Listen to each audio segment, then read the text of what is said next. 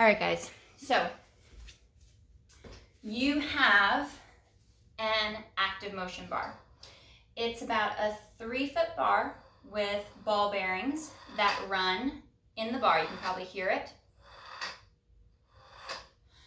And what's nice about the bar is that it helps you to kind of focus in on your core a little bit more. Your goal with the bar is to ensure that those ball bearings do not end up on either end of the bar, unless, of course, the movement calls for it. There is no clear channel to see, so you really have to do it by feel. And this really helps to bring a more leveling balance to your movement, whether it's your shoulder position or your hips. So we can talk about different ways to add the active motion bar to some of your mat work and to some of your floor work that you're doing. And this can also be added into any of the Pilates equipment repertoire as well, whether you're on a chair or you're on a reformer.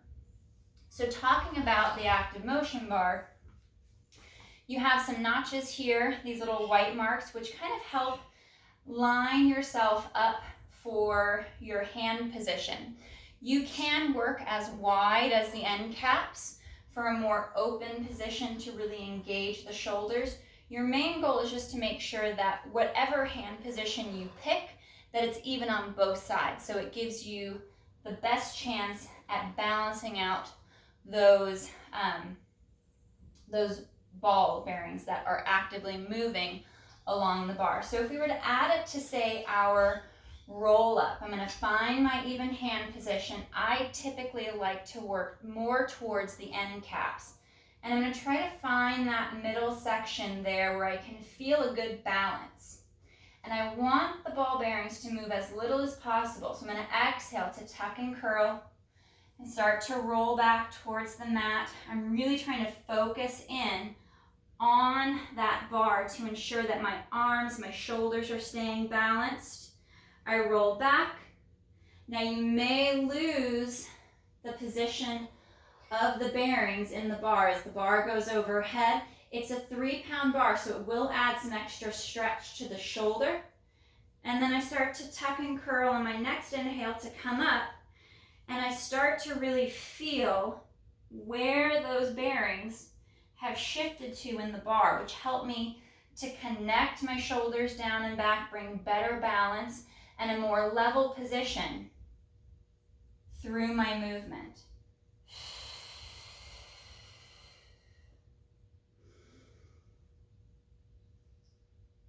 I like it when the bar goes overhead because I like to feel that stretch. Now I've felt the bearings move on to my right hand a little bit more, so now I need to make a very small movement to try to balance them out. And I'll begin my roll up once again.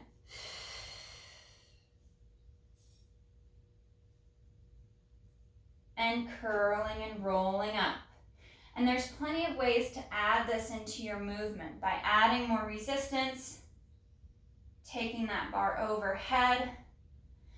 It helps to engage the abdominals a little bit more.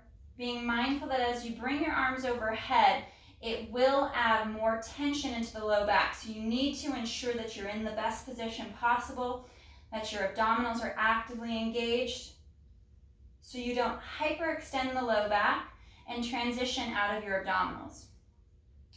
When using it for, say, your shoulder bridge or your pelvic curl, you can use them across your hips to see whether or not you're dipping to one side. So we set the bar, find that center with the bearings, right across the hips. And then we begin to lift.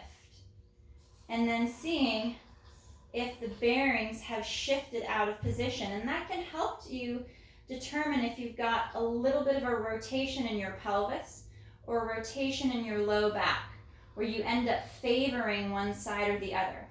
Gliding those shoulders back and down. And this is just a strict shoulder bridge. This isn't our classic Pilates pelvic curl where we're adding that articulation, which you could also add that as well. This gives us a little bit extra resistance on the hips and then tries to really help us focus in on that symmetry and that balance in the hip. Now let's say I want to add it to my Pilates progression. And there's different places that you can add it in. I like using it in the arms. So we have those different progressions for the legs for our hundreds work. And again, if you are not adding chest flexion, you're not flexing at the thoracic like I am here, this is great to add to your work for a little bit more arm and shoulder. So we exhale, bring that bar forward, we lift the head, neck, and chest. Try to find that balance in the bar.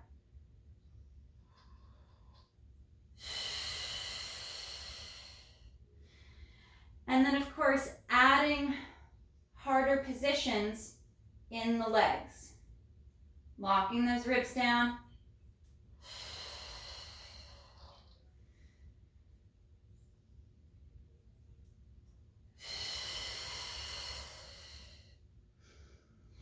And then you can move the bar farther as you bring the legs out and forward.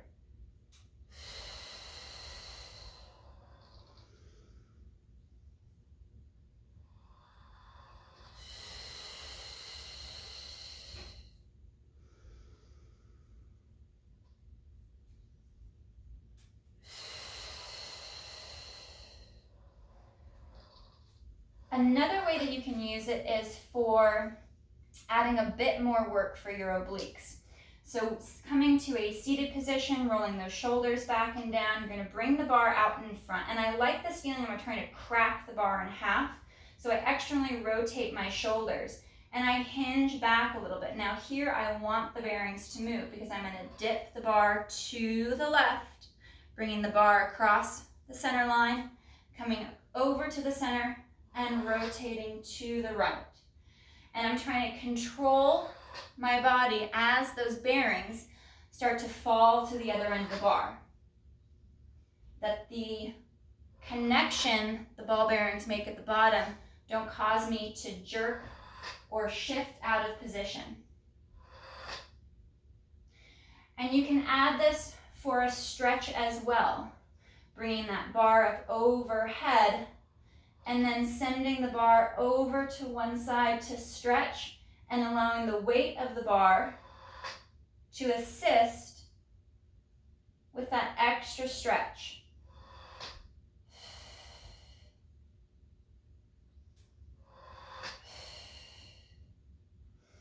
But I think one of my favorites is incorporating it into spine twist supine. So we're laying on our back, and we're going to bring that bar right up over the chest, drawing those shoulders down. Feel like you're trying to crack the bar in half. And then we bring both legs up to tabletop. Now for classic spine twist supine with your arms out to a T, you would twist a little bit to the right and to the left. Now I add the active motion bar and I want those bearings to move. I move the bar across, I rotate through the mid-ribs and then through to center. Now, even though the bar is touching the floor, I'm not letting it settle. It's lightly touching the floor, so I'm not relaxing the arm position or the shoulders. Inhale to twist, and exhale through to center.